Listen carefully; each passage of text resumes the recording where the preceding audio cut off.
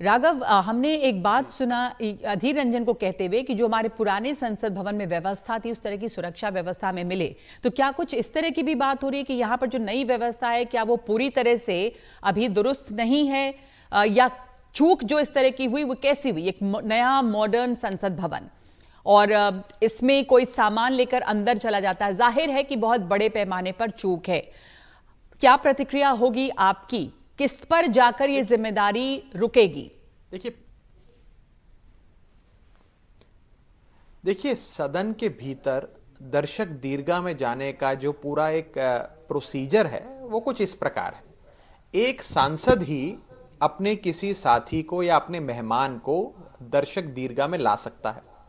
लाने के लिए उसे एक फॉर्म भरना पड़ता है, अपने मेहमान का नाम लिखना पड़ता है सांसद को, और सांसद को खुद बतौर स्पॉन्सर या फैसिलिटेटर हस्ताक्षर करके सदन के भीतर जमा कराना पड़ता है वो फॉर्म, और कहना पड़ता है कि ये शख्स मेरा मेहमान है और इस शख्स को मैं दर्शक दीर्घा में बिठाकर सदन की कार्रवाई दिखाना चाहता हूं।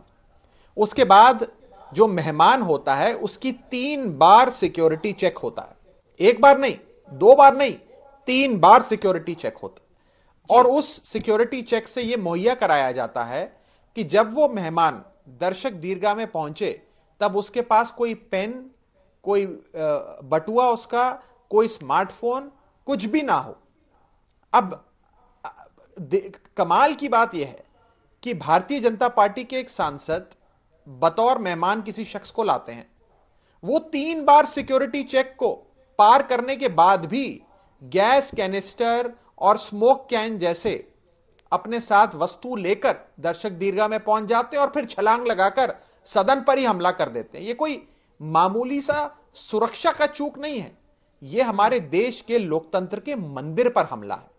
और मैं साफ शब्दों में कहना चाहता हूं, इसकी जांच के साथ साथ जिम्मेदारी तय होनी चाहिए, और जिम्मेदारी तय करने के लिए, जांच करने के लिए सिर्फ उस हमलावर का ही नहीं, तो ये जिम्मेदारी किस पे रुकेगी? जो सुरक्षा कर्मी वहां मौजूद हैं जिन्होंने स्कैनिंग की, चेक किया, और किस तरह कैनिस्टर लेकर लोग अंदर चले गए। जब कई लेवल पे सुरक्षा जांच होती है, फिजिकल जांच भी होती है, बावजूद इसके अंदर चले जाते हैं लोग। और आखिरकार किस पर जिम्मेदारी तय होगी? जो कहा जाता है कि where does the buck stop. देखिए, जिम्मेदारी हर स्तर पे तय होगी। उस चेकिंग पॉइंट पर जो सिक्योरिटी ऑफिशियल थे उनसे लेकर उस शख्स तक जिसकी ये जिम्मेदारी है कि देश का सदन सुरक्षित रहे। ये भारत का संसद है, इस देश की सबसे सुरक्षित इमारतों में से एक है। ये वो सदन है जिसमें देश के प्रधानमंत्री बैठते हैं, देश के गृह मंत्री बैठते हैं, देश के उपराष्ट्रपति बैठते हैं, देश के तमाम चुने हुए सांसद बैठते हैं।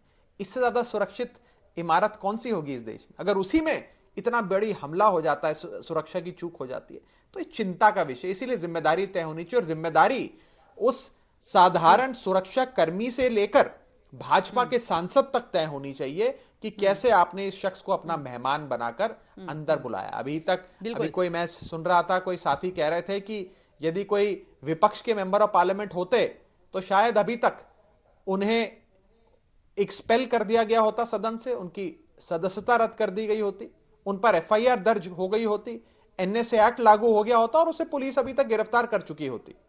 लेकिन भाजपा के सांसद हैं तो जांच कर लें, पहले जांच करके समझ लें क्या उनकी कोई इसमें भूमिका थी, क्या वो भी षड्यंत्र का हिस्सा थे, या उन्हें बेवकूफ बनाया गया।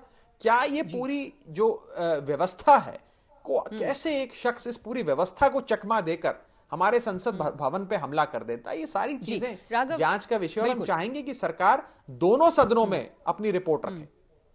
सही बात है, धन्यवाद आपका राघव। और आपने आखिर में जो बात कही वो बहुत महत्वपूर्ण है कि जब उंगली उठ रही है। मैं अंत में नगमा जी बस एक बात कहना चाहूंगा। हाँ बोलिए। 2001 में कुछ आतंकवादियों ने हमारे लोकतंत्र के मंदिर, हमारे संसद भवन पे हमला किया था। 2021 से आज करीब 22 साल के बाद उसी तारीख पर यह हमला होता है। सवाल बड़ा ये खड़ा होता है कि 22 साल में हम अपनी सिक्योरिटी सिस्टम को फुल प्रूफ नहीं कर पाए। 2001 में हमला होने के बावजूद भी क्या आज हमारा संसद का सिक्योरिटी सिस्टम इतना कमजोर है कि कोई भी साधारण आदमी उसमें घुसकर सिक्योरिटी पार करते दर्शक दीर्घा में पहुंच जाता है, बिल्कुल। संसद भवन में हाँ। कूद जाता है और हमला कर देता है। ये बड़े सुरक्षा महत्वपूर्ण पे सवाल बहुत है, इनका बड़ा जवाब हम सवाल चाहेंगे बतौर सुरक्षा भारतीय भी और बिल्कुल। बतौर सांसद भी। जी बिल्कुल।